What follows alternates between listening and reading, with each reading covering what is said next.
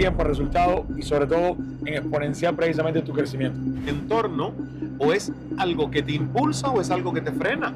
Si nosotros pudimos, ustedes también pueden. Muchos no vemos el potencial oculto que está dentro de nosotros.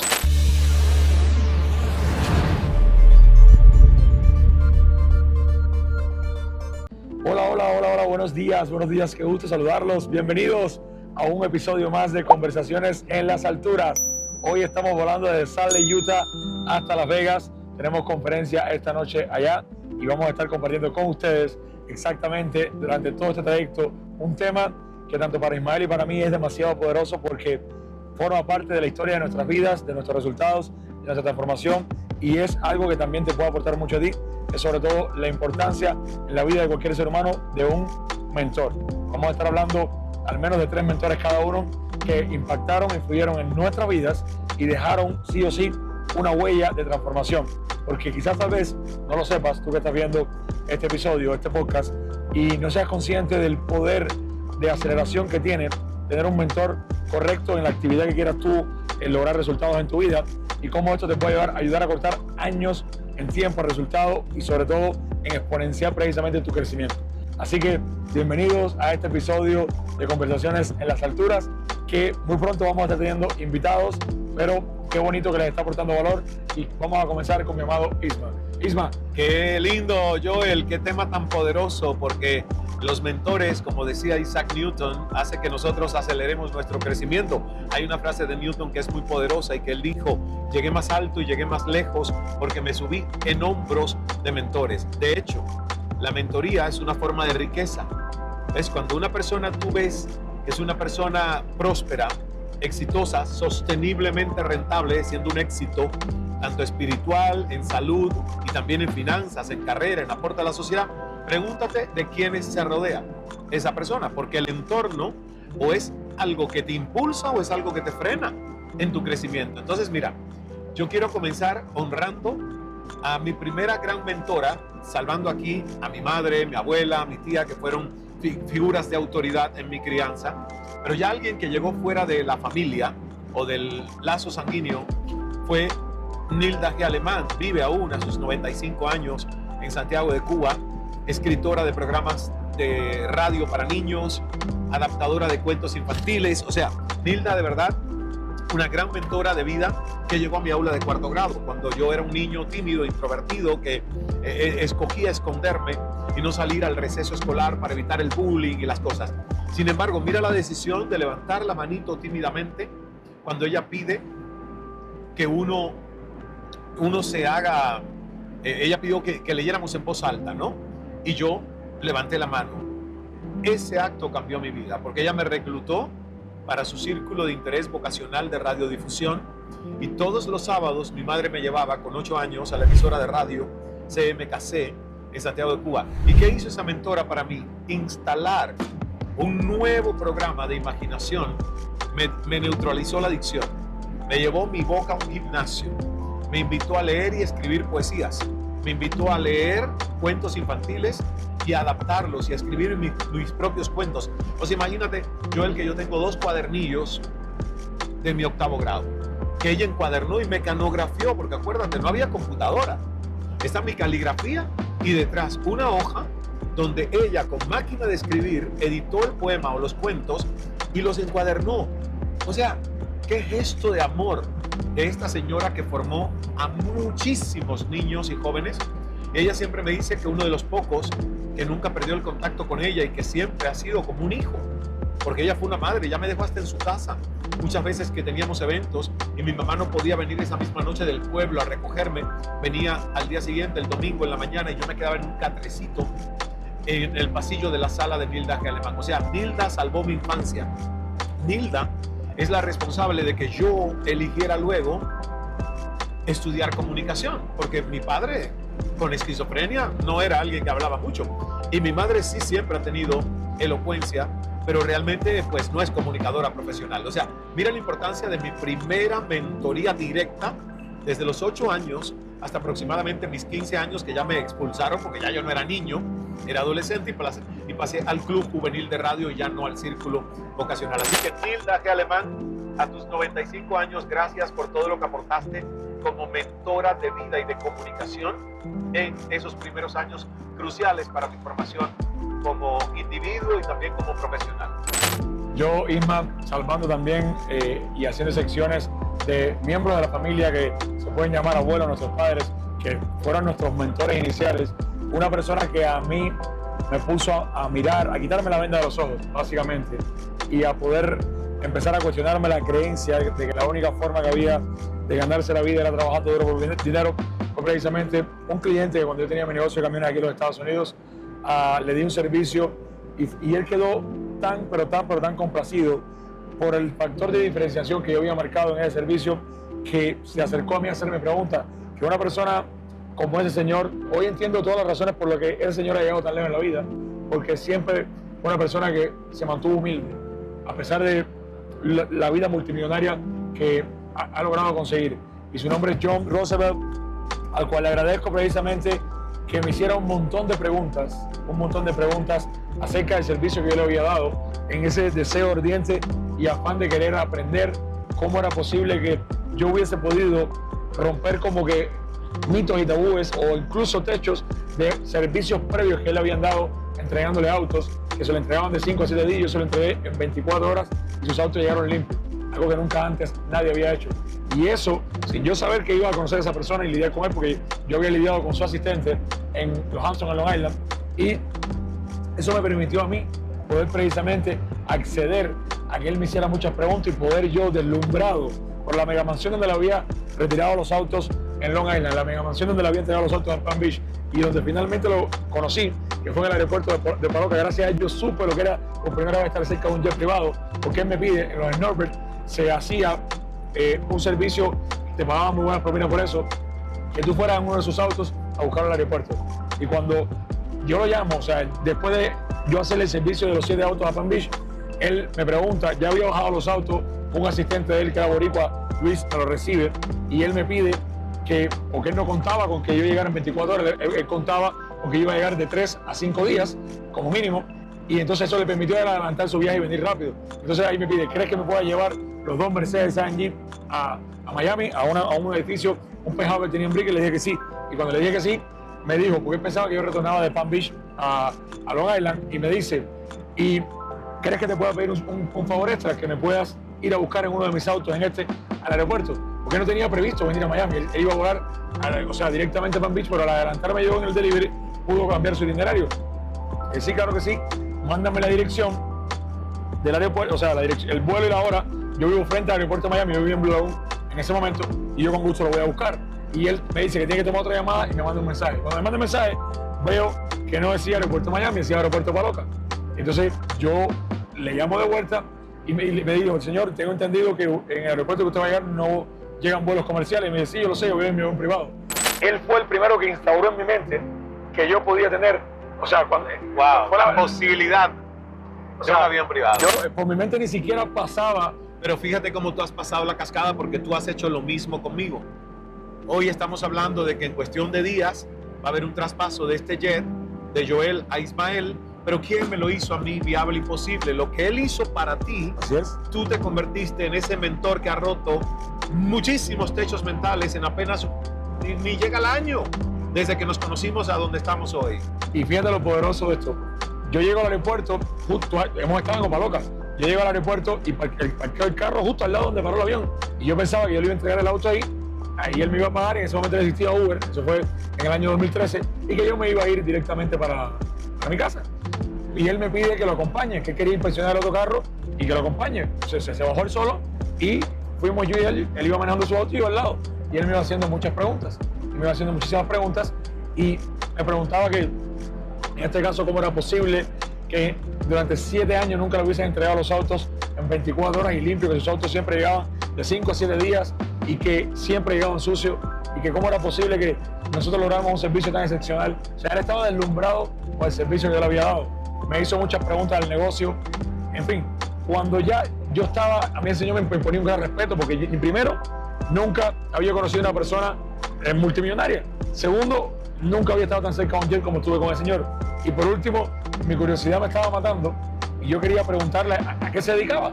cada vez que me preguntaba, pero cada vez que le iba a hacer la pregunta, la vocecita que siempre aparece, Joel, no le hagas la pregunta, no le preguntes, que directamente te imaginas que le pregunta y te responde, ¿y a ti qué te importa? Pero yo rompí esa barrera porque él me estaba haciendo muchas preguntas. Entonces pude callar la vocecita y le pregunté, pero le pregunté como cuando un niño hace algo indebido. O sea, como sabiendo que puede recibir una mala respuesta. Le digo, señorío, ¿le puedo hacer una pregunta? Sí. ¿A qué se dedica usted? Pero fue como que esperando la mala respuesta y su respuesta me sorprendió. Y ahí fue donde él me compartió que desde que era un niño, su papá se había dedicado a ser agente de bienes raíces en Manhattan y que él creció y entró en el negocio de bienes raíces con el padre y que juntos lograron hacer que ese negocio de bienes raíces se convirtiese en el top, uno de los negocios top realty en Manhattan y que su padre fallece y le hereda todo el negocio del padre, pero que eso solamente constituía el 20% de sus ingresos. Era una persona muy amable que le gustaba compartir y me dice, pero realmente el 80% de mis ingresos proviene de algo que es mi pasión de vida, las inversiones en el mercado de valores de Nueva York. Y para mí fue como decir, wow, llegamos a... Él tiene un penthouse, el último penthouse del 900 Brickell, frente al Casella Hoy Arena, Sí. una calle más adelante. Y llegamos, nos despedimos de la inspección del otro carro, me dejó fueron como $2,000 y algo de propina. Nunca antes me habían dejado una propina tan grande como esa propina, ¿ok? Para mí fue como decir, wow. Y iba para mi casa en el taxi rememorando todo lo que vi, no podía dormir, y iba a mi casa, y es lo que yo cuento en las conferencias, que puse qué es la Bolsa de Valores, y me encuentro con lo que era esta historia, de lo que era la Bolsa de Valores, que me pudo, porque no entendí, y ahí yo busqué a ese señor. Yo lo busqué porque dije, claro, este hombre está multimillonario porque debe ser economista, debe ser banquero, seguramente heredó la fortuna de su padre y por eso ahora invierte en la bolsa y tiene tanto dinero. Pero sí en automático. O sea, ahí hiciste como que justificar que él sí pudo por ciertas razones, no podía. pero que no se parecían a tus historias y a tus orígenes y todo, ¿no? Por eso yo digo que para mí es un gran mentor de vida, porque lo que más me impulsó a realmente meterme en el mundo de las inversiones fue conocer su historia. En ese momento yo solito me autodescalifiqué. ¿Por qué? Porque mi umbral de merecimiento era tan bajo, y es lo que hace la herencia cultural, que no, señores, estamos volando, ese movimiento es bache en el aire. El tren no está estacionado en tierra, es vuelo de Salt Lake City a Las Vegas. Sí, porque se movió fuerte. Bueno, yo directamente vuelvo a los camiones. Y 2 meses después me llama Carlos, el asistente de John, que era peruano, el asistente, para dejarme saber que me querían volver a contratar. Y yo tuve la oportunidad de volver a ver al señor y hablar con el señor. Me hizo un montón de preguntas de índole personal.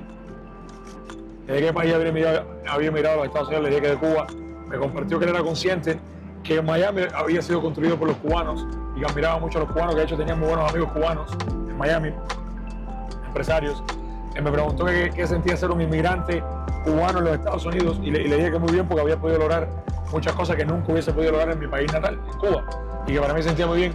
Y él me pregunta, era un señor muy curioso, que si yo como inmigrante en los Estados Unidos me había sentido víctima de racismo, de bullying. Y yo le contesto que el único vestigio o razón por la que yo había sentido racismo o bullying era precisamente en Nueva York, en Los Hamptons, que muchas veces de lo que es New Jersey a Los Hamptons, cuando tú cruzas el Verrazano Bridge, son 120 millas manejando hasta esa islita en lo último Long Island para retirar autos, y que muchas veces yo manejaba 120 millas con el camión vacío para retirar autos allá, y cuando llegaba a retirarlo me cancelaban la carga porque yo no hablaba correctamente inglés. Y por racismo no me daban los autos porque yo estaba aprendiendo inglés en ese momento. No me daban los autos y tenía que regresarme vacío, y yo se sentía muy mal. A pesar de que era consciente del servicio que dábamos, a las personas no les importaba eso porque no me conocían. Y él me dice, y yo le dije, eso se siente muy mal. Me dice, yo sé lo que se siente porque yo también soy inmigrante. Porque aquí no conté la parte que yo le conté a las conferencias de cómo fue la primera vez que yo me comuniqué con él. Porque cuando su asistente me da el número para que yo le entregue los autos, y el que tenía que hablar era él, yo lo llamo y él habló con mi inglés chamusqueado, en inglés con barrera. Hello, sir, me here, driving, I survey, deliver your car Palm Beach, 7 hours. Y el señor no me contesta. Y por la llamada estaba, yo lo veo en la llamada, que estaba la llamada. Y yo, sir, you there, me here, driving. Inglés con barrera, no inglés como ahora. Y como la tercera vez rompe silencio y me dice así: si tú intentas hablar español despacito, y ven el camión hablando muy alto, y bajito, yo intentar entender un poquito, porque tu inglés no hablaba. Así me dice el señor. y el señor no hablaba, o sea, su español era con barrera, pero lo entendía muy bien. Lo entendía. Porque tenía dos asistentes, Carlos, que era como amigo de él de la escuela de la infancia peruano, y Luis, que era asistente boricua en Palm Beach, y hablaba así, como español con barrera, pero le gustaba mucho practicar el español. Todo esto que yo estoy contando fue hablando muy despacio, ¿verdad? Entonces, me comparte que él sabía también lo que se sentía porque él también era inmigrante. Y ahí fue donde yo me quebré, honestamente me quebré por lo que él me compartió. Él me compartió que sus padres habían sido sobrevivientes del Holocausto y que habían escapado de un campo de concentración de Hitler. Y que él nació en el entorno de la Segunda Guerra Mundial. Y que sus padres, huyendo de ese genocidio, lograron llegar a los Estados Unidos con él de 3 años. Y que su papá, ese fue para mí mi punto de quiebre. Llegó a este país con una gran fortuna en el bolsillo. Así me lo digo irónicamente, Wow. $20 en el bolsillo. Wow. Y que con $20 comenzaron. Y lograron construir el imperio que habían construido. Ese día yo me llevé muchas enseñanzas porque, en primera instancia, aprendí que no debía juzgar a una persona sin conocer su historia. En el tiempo aprendí que nunca más debía juzgar a nadie conociendo sin conocer su historia. En segunda instancia, aprendí, y esto fue lo que más me marcó, fue si estas personas llegaron sin nada en este país y lo han logrado, yo no llegué sin nada a Estados Unidos. Yo llegué con dinero suficiente para poner un negocio de camiones. Si ellos pudieron, yo también puedo. Por eso me llena tanto de emoción compartir la historia en nuestras conferencias y decir, si nosotros pudimos, ustedes también pueden. Porque esa historia de ese señor a mí me inspiró a entender que yo también podía. Fueron muchos techos lo que me ayudó a romper. Y por último, cuando yo le dije mi admiración, le transmito, porque, wow, fui a buscar la definición de lo que era la bolsa de valores y me parecía algo extremadamente difícil. Fue para mí lo que ya terminó de poner la guinda al pastel cuando él me dijo, esa definición no podría estar más lejos con la realidad de lo que realmente representa. La bolsa de valores es lo mismo que un supermercado, pero entonces tú compras todos los días. Él te dio la imagen.